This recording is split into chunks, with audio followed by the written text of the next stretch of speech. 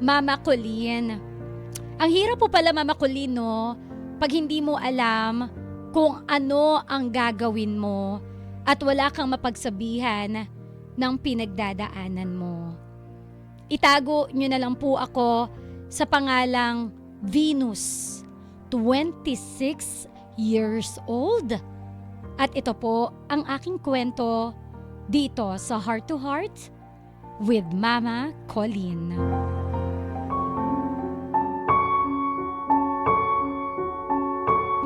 Ganito po kasi yon, Mama Colleen. Magkasama po sa trabaho yung asawa ko at pinsan ko po ngayon. Nagkaroon po ng problema sa trabaho nila. Akala po ng kamag-anak ko na yung asawa ko po yung nagsumbong ng isang bagay na hindi naman niya po ginawa. Pero hindi nila alam na ang mali po is yung pinsan ko. Hindi ko na po i-elaborate yung tungkol sa problema na yun. Pero Mama Colleen, ito na nga po. Diyan sa pangyayaring yan, papasok na po kung paano ko nalaman na ako pala ay isang ampon. Oh no! Bale last April 10, 2023, nang malaman ko po na ako pala ay isang ampon nang dahil po sa sinabi ng tita ko. Sabi niya, wag ko na daw po siyang galangin kasi hindi naman daw po nila ako tunay na kamag-anak. Madami pa pong masasakit na salita akong narinig mula sa aking tiya, Mama Colleen.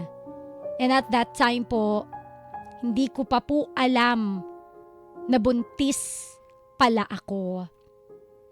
Nung panahon na na-reveal yung katotohanan na ako'y isang ampon, bali po 3 to 4 months na po yung dinadala ko sa aking sinapupunan.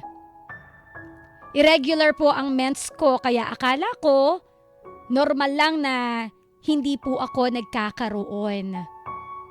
At yun na nga, Mama Colleen, sa sobrang stress ko po that day, na malaman ko na hindi ako anak ng mga kinikilala kong magulang, ang dami pong tanong sa aking isipan. Parang bigla akong nawala ng identity. At ang dami kong tinatanong, una, bakit ako pinamigay? Bakit hindi nila sinabi agad sa akin? Ang dami pong bakit. At yung mga bakit na yon, sobrang sakit, Mama Colleen. Doon na din po nag-umpisa na dinugo na ako. At doon po, nawala ang baby na dinadala ko.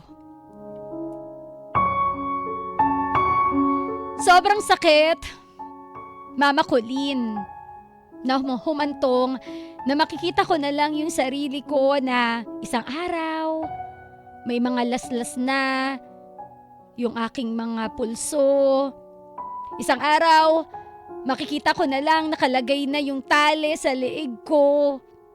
Ang dami ng naiisip na masamang gawin sa sarili ko dahil sa nadiskubre ko. Nadiskubre ko at sabay pa na nawala yung baby sa sinapupunan ko. Ang dami pa ring tanong na bakit hindi ko pa rin nakikilala yung tunay kong magulang? Bakit hindi ako kinilala ng aking mga magulang? Noong mga panahon na yun, nade-depress na ako. Yung tipong ang hirap na alam mo yun, parang wala talaga ako sa sarili ko noon. Oo, nandiyan ang asawa ko. Oo, ginagawa ng asawa ko na damayan ako sa bigat ng dinadala ko. Actually, Mama Colleen, nung una, akala ko walang pakialam yung asawa ko sa akin. Akala ko hinahayaan niya lang ako. Pero naramdaman ko yung suporta niya dahil unti-unti binibigyan niya ako ng mga dapat gawin sa bahay, mga dapat kong pwedeng pagkaabalahan. Katulad ng binigyan niya po ako ng puhunan para masimulan ko ulit yung pagtitinda ko kahit na maliit na sari-sari store lamang. Noong mga panahon na naglaslas naman ako, Mama Colleen, blessing na nakita niya agad ako, kaya naitakbo niya agad ako sa ospital. Lagi niya akong kinakausap nun. Sabi niya, malalampasan din namin to, basta magkasama kaming dalawa. Ngayon, Mama Colleen, ang ginagawa ko para maging okay kahit papaano, nagra-rides kami na mag-asawa tuwing linggo at nagsisimba rin po kami. Pero hindi pa rin maalis sa puso't isipan ko yung mga tanong ko na bakit ang bigat-bigat pa rin hanggang ngayon. Sana po ay bigyan niyo po ako ng payo. Kasi sa totoo lang po, gusto ko po kasing makilala yung mga magulang ko at makilala yung mga kapatid ko. Hindi ko alam kung dapat ba akong magtanim ng sama ng loob sa mga kinilala kong mga magulang.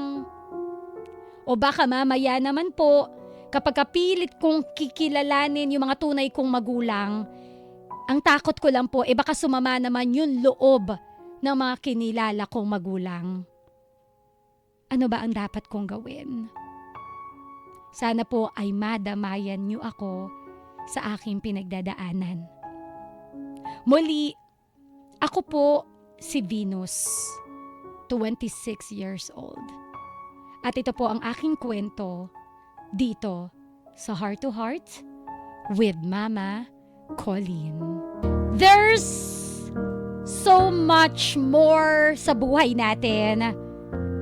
This pain's gonna be invisible. Sabi nga ng awitin na yan. Alam mo, ka-winner, sa laban ng buhay, lagi mong tatandaan na hindi ka nag-iisa. Na hindi ka invisible para walang makakita at makadama ng bigat ng pinagdadaanan mo. Ibig sabihin, wag mong solohin yung problema mo. If you're feeling alone, kung pakiramdam mo walang dumadamay sa'yo, kung pakiramdam mo nag-iisa ka lang sa mundong ito, kung pakiramdam mo ikaw lang yung sumasalo ng bigat ng pinagdadaanan mo, tingala ka lang. Tingin ka sa taas. Dahil nandyan ang Diyos, hindi ka pababayaan. Nandyan ang Diyos, hindi ka hahayaan na maging mag-isa sa laban na to. Tama ka. Akala mo lang nag-iisa ka. Pero hindi. Hindi ka nag-iisa. Kaya kung feeling mo hopeless ka na, kung feeling mo susuko ka na, kung feeling mo bibigay ka na, again, tumingala ka sa itaas. Ipag-pray mo lahat ng bigat, ipag-pray mo lahat yung sakit, and hayaan mong yakapin ka niya at tulungan ka niya sa bigat na pinagdadaanan mo. Ending your life is not the solution. Pray, magdasal, yun ang solusyon. Kasi minsan, yung mga pinagdadaanan po natin sa buhay, isa lamang yung paraan para tawagin tayo na lumapit sa Kanya. And when you do, magugulat ka na lang isang araw, yung problemang pinagdadaanan mo, gagaan. Yung problemang pinagdadaanan mo, may solusyon. Kaya kapit ka lang sa Kanya. This pain's gonna be invisible, sabi nga.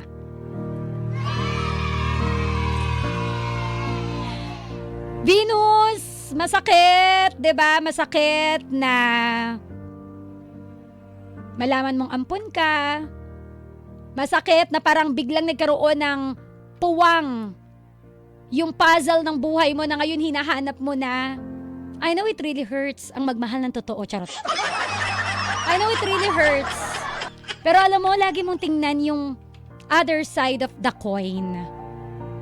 Lagi mong tingnan na oo, iniwan ka ng totoo mong magulang. Oo, marami kang bakit ka ipinabigay sa iba. Pero siguro tingnan na lang natin yung other side of the coin. At least may tumayong magulang sa'yo at ipinadama sa'yo kung gaano kanila kamahal. Ipinadama sa'yo na hindi ka iba sa pamilyang ito. Ipinadama sa'yo na parang ikaw ay tunay nilang anak. Ngayon yung bitter mong tita na makabasag trip, diba? Inunahan yung mga nanay-nanayan at tatay-tatayan mo na i-reveal kung ano ang tunay mong pagkatao, deadma ka na sa tita mong yan. Siguro ngayon, kung talagang mabigat para sa'yo, kung feeling mo gusto mong malaman yung totoo, at feeling mo makakatulog ka ng mahimbing kapag ka nalaman mo yung totoo, oo, iniisip mo na baka masaktan sila, natatakot ka na baka ma-offend sila sa pagtatanong mo, just open up. I-open up mo lang sa kanila para lang hindi ka na manatili sa dilim, para kahit papaano, lahat ng bakit mo masagot na rin nila ng diretsyo. Kasi habang nananatili ka sa dilim, habang hindi ka nagbubutas ng dingding, hindi mo talaga makikita yung liwanag na nais mong makita. There's no other way but to ask for you to be okay. Kung lagi ka mananatili na natatakot po kasi ako, baka sumama yung loob nila. Given you are concerned sa pwede nilang maramdaman, and thank you for that you are still considering kung ano yung pwede nilang maramdaman. Pero kung ito lamang yung tanging paraan para maging okay ka, please do it. Open up. Ako, maiintindihan din nila yan. Ako, feeling ko naman, noon pa man, handa na sila na darating din yung panahon na malalaman mo yung totoo. Alam ko na pinaghandaan na nila yan noon pa man. And this is the right time for you to open up again para maging okay ka. Para makabangon ka. At ako, naiintindihan ko na maiintindihan ka rin nila. Dahil karapatan mo na malaman yung totoo, karapatan mo na makilala mo kung sino ba talaga yung magulang mo, karapatan mo na makamove on. Ito sa bagong discovery mo tungkol sa buhay mo. But don't forget to be grateful. Huwag mong kalimutan na magpasalamat. Kasi after all these revelations, at least minahal ka nila ng totoo. Ipinadama nila sa'yo all this time na hindi ka iba sa pamilyang ito. And please, kapag ka nade-depress ka na, don't hesitate always to open up sa asawa mo, sa pamilya mo, and never end your life. Kasi ang sarap mabuhay. Hindi biro na mawala ng anak, gets kita.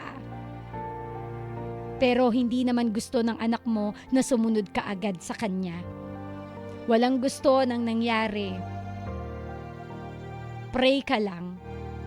Ituloy mo yung paglilibang mo sa sarili mo, ituloy mo yung pagsisimba mo, hanggang sa maging okay ka 100%. Hindi siya magiging madali. Hindi siya parang may shortcut para maging okay ka agad. Pero as long as nandyan ang asawa mo na sinasamahan ka, at as long as nandyan ang Lord sa puso mo, naniniwala ako na malalampasan mo to. Kaya Venus, kapit lang. There's more to life. Again, this pain magiging invisible din. Accept mo lang. Ka-winner, yan po ang kwento ni Venus. dito sa Heart to Heart with Mama Colleen. Speak from your heart. Ganito rin ba yung kwento mo? Paano mo to nasolusyonan? Paano mo to napagtagumpayan? 0977-7000-915. Mag-voice message, record mo yung boses mo, i-chat mo ko sa DJ Mama Colleen, Colleen. Or tumawag sa 0915-3128-215. Sa aking pagbabalik, ikaw naman ang bibida dito sa Heart to Heart with Mama Colleen.